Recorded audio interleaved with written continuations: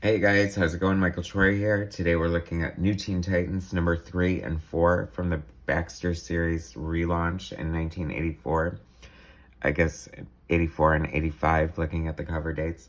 Anyway, can't wait to show it to you. Some of my favorite comic books, Wolfman and Pérez, the Team Supreme. Hit that subscribe button, hit that like button. I'm going to cue the intro and I'll be right back. MichaelFitzTroytv. Comic book art critiques. Snarky, sarcastic ways. Representing geeky gaze. 80s comics rule the day. Hurry up and turn that page. Michael Fitz Troy.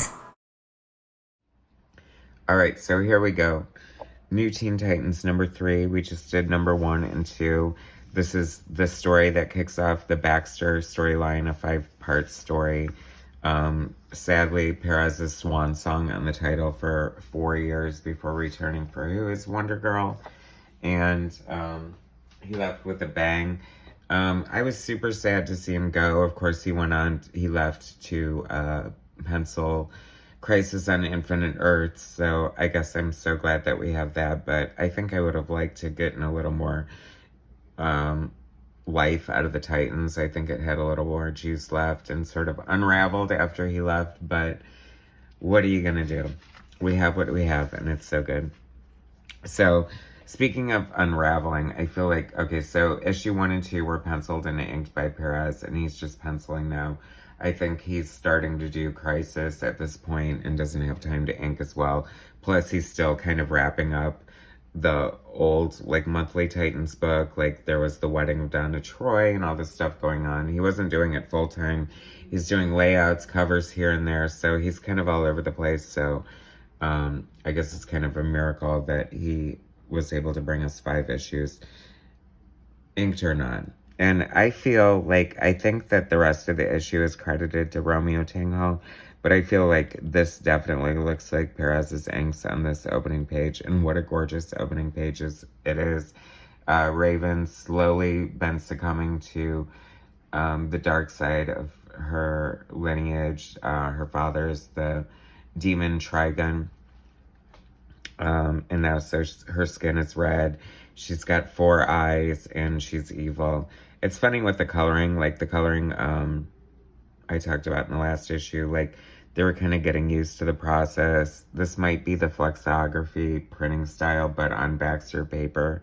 And some of the coloring is like uber bright and just like garish and kind of, I loved it at the time. I don't know. A lot of the artists had huge issues with the way it came out because it just looked wrong in their eyes, but and this still looks like Pérez inking. So I think he inked the first 3 pages here, because then we go to this and it says, "Welcome back, Romeo Tinghall, co-artist." And I do like Romeo Tinghall's inks on Pérez. He definitely was like the inker for Pérez throughout most of the series. However, I like Pérez's inks on himself better. They're definitely tighter and a little sleeker. Soul's as white as heaven, as black as hell. Marv Wolfman and George Pérez, co-creators and editors. Welcome back, Romeo Tinghall, co-artist, with Bob Lepan, letterer, and Adrian Roy, colorist. And they're on Azar, I guess, and it's been, Azareth is destroyed, and it's just like this pile of rubble with like this void around it, which is, on one hand, artistically time-saving, and on the other hand, also a very cool effect. But Pérez still giving till it hurts with all this detail in the rubble and all these characters on one single page. And so much detail, as always. Always will love Pérez, one of my favorite artists of all time. Oh my gosh, what a kick in the teeth to Romeo Tinghall. I would be so, like, wow. Like, same page rate, but you got all this freaking detail. I mean, that would be freaking intimidating right there. But so gorgeous, so well done. So signature Pérez, right? All that detail in a bird's eye view, nonetheless.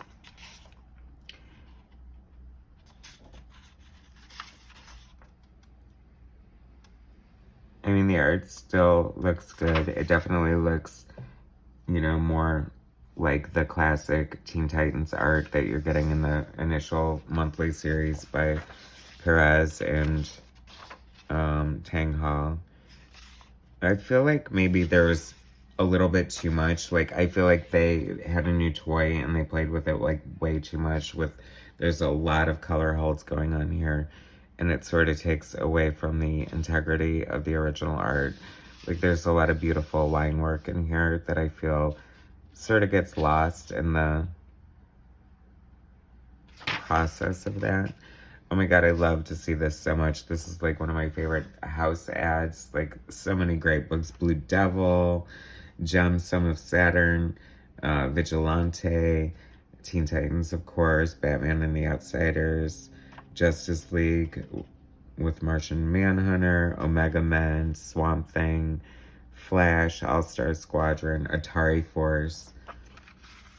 Never really got into Atari Force, and I'm like, people love it though.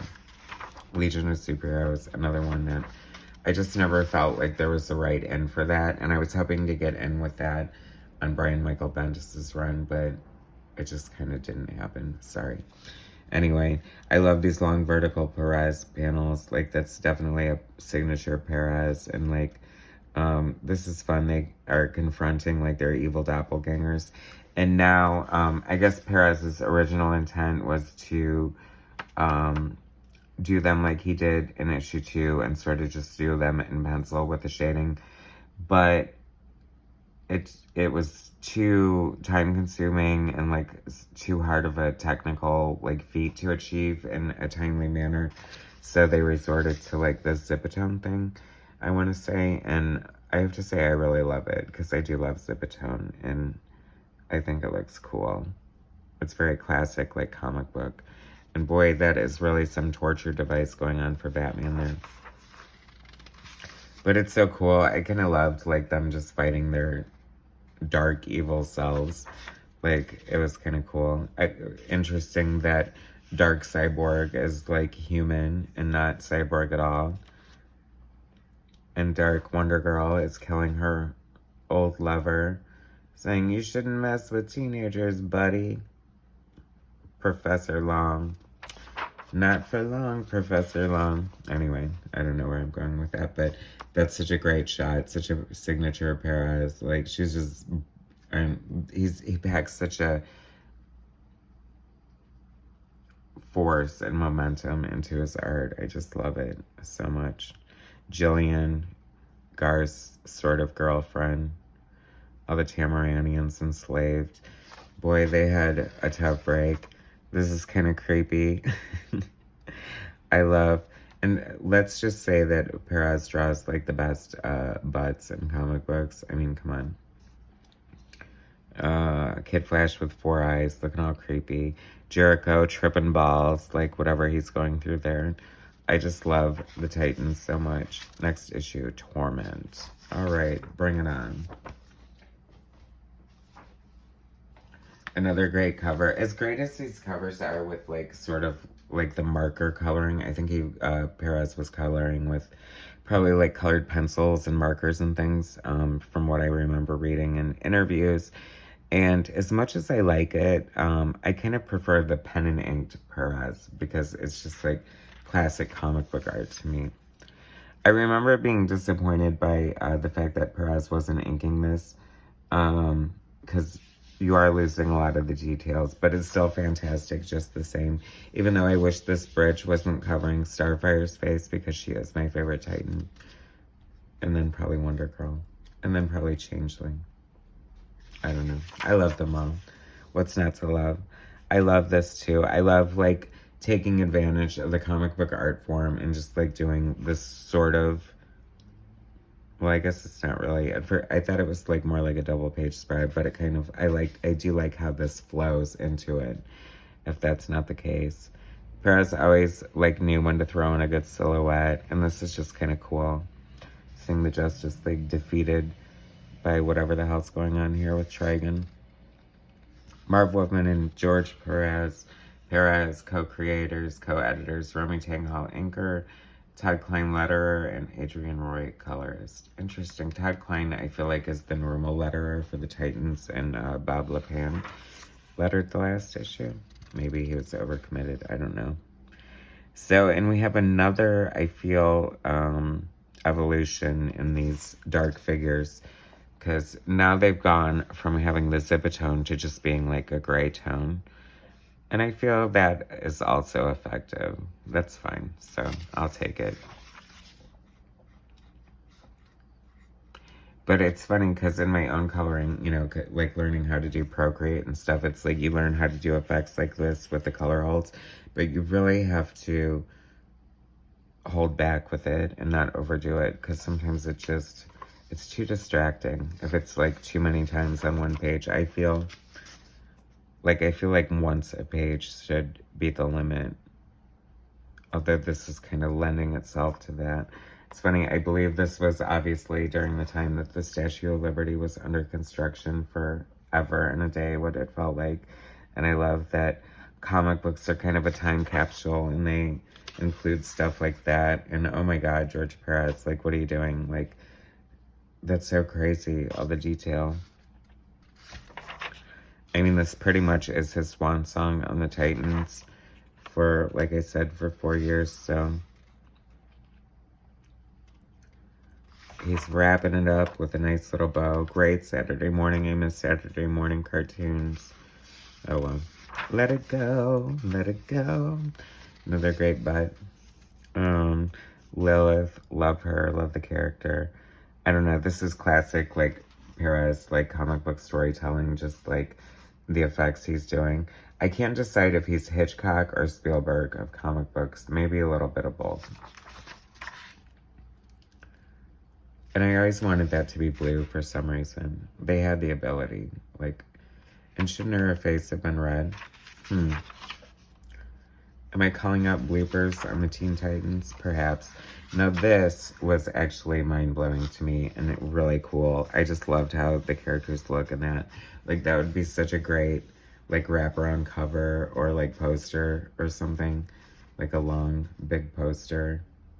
Maybe with a different colored background. I don't know, it kind of works. I love it, though. Like, it's just obviously, like, a negative effect, but they look so cool and evil. Especially this shot right here. Like, that's so cool. Like, even their, you know, because Pérez is famous for sort of having the characters always, quote-unquote, act appropriately. And just, like, he's definitely has his characters acting within the frames of his panels. And they just have a different demeanor and look so evil and cool there. I love that so much. Like, the evil grin on Starfire here. Oh, and they're totally turning on Raven.